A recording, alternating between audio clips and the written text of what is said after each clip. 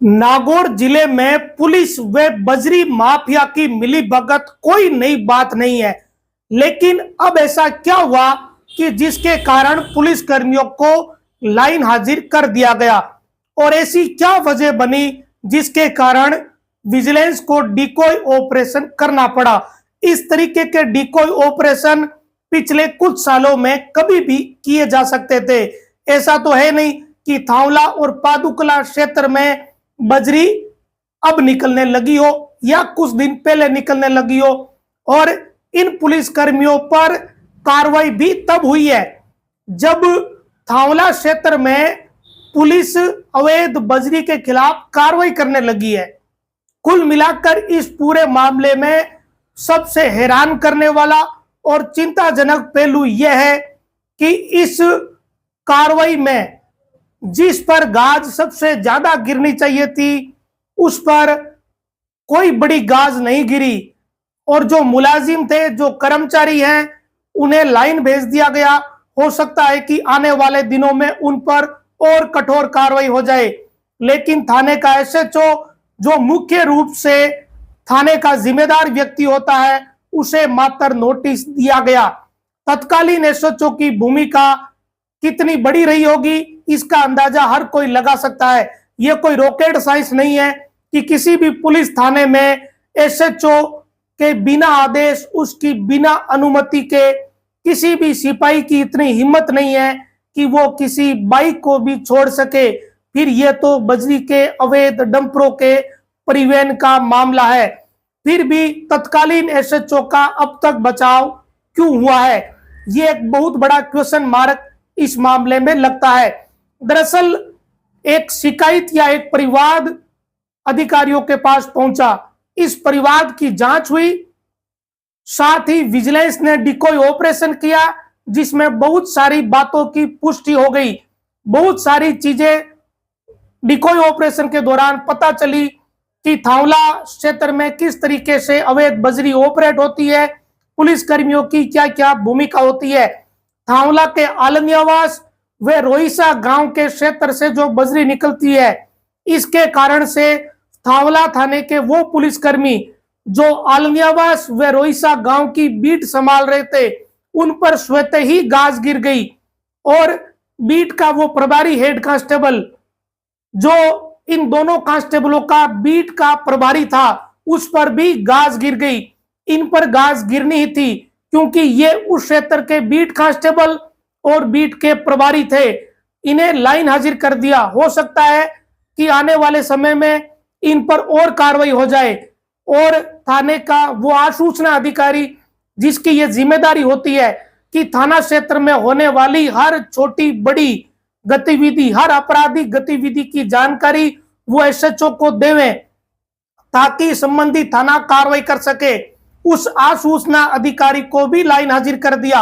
अब सबसे बड़ा सवाल यह बनता है कि क्या रोहिसा आलनियावास के बीट कांस्टेबलों ने और इस थाने के तत्कालीन आसूचना अधिकारी ने उस समय के थानेदार को यह नहीं बताया होगा कि इस क्षेत्र से बजरी निकल रही है या इस क्षेत्र से बजरी के डंपर अवैध रूप से जा रहे हैं।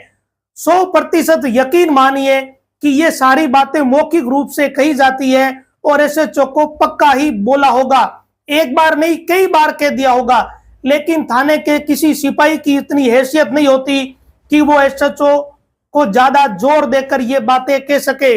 ये बात सभी जानते हैं, सभी समझते हैं। जो तो लोग थोड़ा बहुत पुलिस की कार्यशैली को समझते हैं उन्हें पता है कि बॉर्डर के थानों में एसएचओ ही सब कुछ होता है।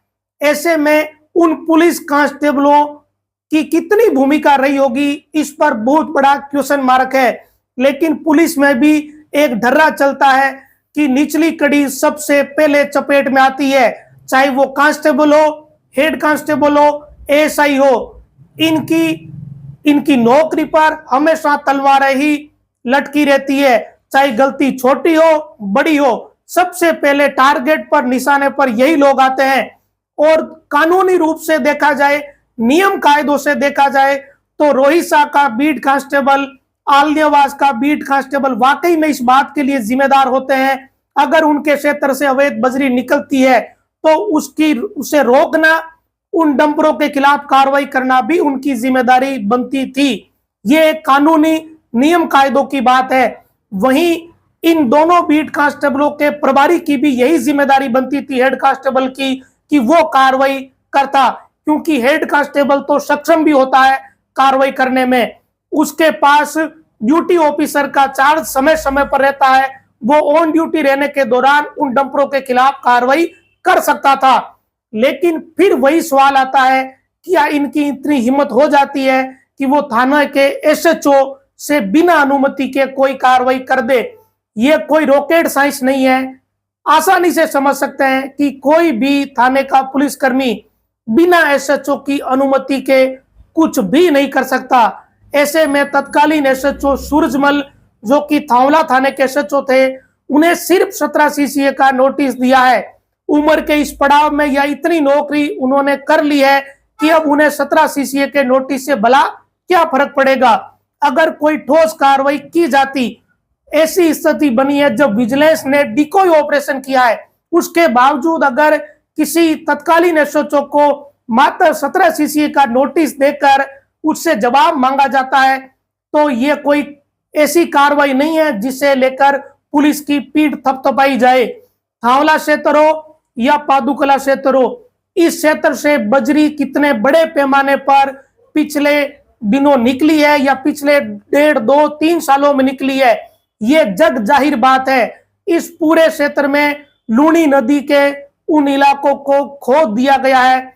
लूनी नदी के साथ साथ लोगों के जो खेत थे उन्हें खोद दिया गया। लेकिन ये कार्रवाई क्यों हुई? फिर एक सवाल बनता है।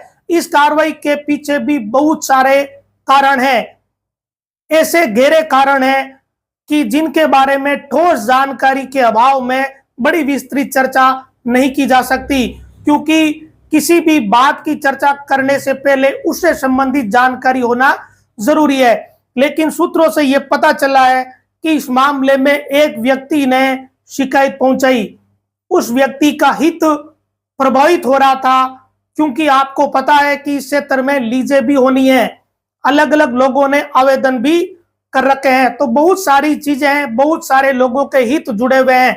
ऐसे में अगर उदाहरण दे रहा हूं कि मुझे कोई लीज लेनी है या मैंने कहीं लीज का आवेदन कर रखा है और उस दौरान मेरी ली हुई जमीन पर अगर कोई बिना लीज ही बजरी निकाल रहा है और उसने ढेर सारी बजरी निकाल ली, तो उसके बाद अगर मुझे लीज मिलेगी भी तो मैं वहां से क्या निकालूंगा, क्योंकि लोगों ने बजरी तो पहले ही निकाल ली।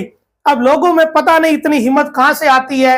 हिम्मत की एक बड़ी वजह वर्दी का साथ होना बनता है। ये बात सभी जानते हैं कि अगर वर्दी की ताकत साथ हो तो ऐसे काम करने वाले लोगों में दुगुनी हिम्मत आ जाती है। लेकिन किसी थाने के सिपाहियों, वहां के हेड कांस्टेबल को हटा देने से इन समस्याओं का कोई समाधान नहीं होता। हेड कांस्टेबल या कांस्टेबल वही काम करते हैं जो उस थाने का एसएचओ उन्हें कहता है। अगर पुलिस को एक मैसेज ही देना है और कार्रवाई ही करनी है तो संबंधित या तत्कालीन एसएचओ सूरजमल के खिलाफ कोई ठोस कार्रवाई की जाती अगर उन्होंने कोई गड़बड़ की है तो, अगर डिकॉय ऑपरेशन में कुछ चीजें क्लियर हुई है तो। अब इसमें एक और पक्ष है कि तत्कालीन एसएचओ सूरजमल का तबादला हो गया और तबादला होने के साथ साथ ही उनका जिला बदलकर टोंक जिला हो गया। ऐसे में जिस समय डिकॉय ऑपरेशन हुआ, क्या उस डिकॉय ऑपरेशन के दौरान भी सूरजमल यहाँ के एसएचओ थे या नहीं थे? यह भी एक क्वेश्चन मार्क है, क्योंकि डिकॉय ऑपरेशन एक गोपनीय पुलिस का कार्य है, उसकी जानकारी मीडिया के साथ आमतौर पर साझा नहीं की जाती और इस मामले में भी जानकारी साझा नहीं की गई है। मोटे तौर पर यही पता चला है कि अजमेर के अधिकारियों के पास शिकायत पहुंची, उसके बाद जांच पड़ताल हुई, फिर डिकॉय ऑपरेशन हुआ। एक हेड कांस्टेबल, रोहिसा आलनियावास के कांस्टेबल, बीट कांस्टेबल और थावला थाने के सूचना अधिकारी को लाइन हाजिर कर दिया गया। साथ ही 17 सीसीए का नोटिस तत्कालीन एसएचओ को दिया गया। ऐसे में इस मामले में जितना ढिंडोरा पीटा जा रहा है वैसा कुछ नहीं हुआ। अगर यही स्थिति रही तो इन पुलिसकर्मियों को कोई सजा इस बात की नहीं मिली है कि उन्होंने कोई अवैध बजरी परिवहन में मदद करी। ये बहुत ही छोटी और निम्न स्तर की कार्रवाई पुलिस अधिकारियों की तरफ से की गई है और वैसे भी पुलिस में लाइन हाजिर करना कोई कार्रवाई भी नहीं होती। ये एक बिल्कुल सामान्य बात है। जैसे एक थाने से दूसरे थाने में तबादला होता है, ठीक वैसे ही एक थाने से लाइन में तबादला किया गया है। बस इन्हें एक 17 CCA का नोटिस एक्स्ट्रा में मिला है। अब देखना यही रहेगा कि डिकॉय ऑपरेशन हो गया, उस डिकॉय ऑपरेशन में जिन जिन की भूमिका निकली उसकी जांच आगे कैसे होती है, किस स्तर की होती है, क्या तत्कालीन SHO पर कोई बड़ी कार्रवाई होगी या नहीं होगी, यह समय बताएगा। अजमेर के DIG ओम प्रकाश के निर्देश पर फौरी तौर पर तो एक्शन ले लिया गया, पुलिस कर्मियों को लाइन भेज दिया गया, लेकिन वो SHO जिसके पीछे उस थाने के सारे पुलिसकर्मी खड़े थे, उसके आदेश की पालना कर रहे थे, उस SHO को मात्र एक नोटिस देना, ये अपने आप में कई तरह के सवाल खड़े करता है कि क्या पुलिस अधिकारियों की मंशा कार्रवाई करने की है या सिर्फ एक बार के लिए हो अल्लाह हो गया, या चीजें बाहर निकलने वाली थी तब एक बार के लिए कार्रवाई करके अपना पीछा छुड़ाया हो। अब सवाल तो कई तरह के खड़े होते हैं, क्योंकि ये कोई नई बात नहीं है कि यहां से बजरी निकल रही हो, बहुत पुरानी बात है। उल्टा जिस समय ये कार्रवाई हुई है, जब पुलिस कर्मियों को लाइन भेजा गया है, उस समय तो थावला से तरसे अवैध बजरी निकल ही नहीं रही है। इस समय पुलिस कार्रवाई कर रही है, चाहे रात हो चाहे दिन का समय हो। वहां डंपर वालों में इस समय इस बात का डर बना हुआ है कि नए थानाधिकारी आने के बाद पुलिस ने अपनी व्यवस्था बदली है और डंपरों को जब्त किया जा रहा है। पिछले दिनों भी पुलिस ने डंपरों को जब्त किया है। जुर्माने की मार बड़ी होती है, इस कारण अभी अवैध बजरी निकालने वाले या परिवहन करने वाले कोई रिस्क नहीं ले रहे हैं। जिन लोगों ने पहले मिली भगत करके ये सब कुछ किया, उन्होंने वाकई में खूब पैसे बनाए। इस समय बजरी पैसे कमाने का बहुत बड़ा जरिया है। केवल अवैध रूप से बजरी निकालने वाले ही नहीं, अवैध रूप से बजरी परिवहन करने वाले, खनन विभाग और पुलिस के वो चेहरे जो ऐसे लोगों के साथ मिले हुए रहते हैं, ये सभी लोग पैसे बनाते हैं। क्योंकि एक बजरी का डंपर किसी व्यक्ति के घर पहुंचने तक कितने हजार रुपए का बन जाता है, ये आप उस व्यक्ति से पूछ लीजिए जिसने अभी अभी मकान बनाया है। तो अभी इस मामले में फौरी कार्रवाई हुई है, कोई बड़ा कुछ हुआ नहीं है, बस पुलिस ने फॉर्मेलिटी पूरी की है। कोई अपडेट रहेगा तो आपके साथ जरूर साझा करूंगा। नमस्कार।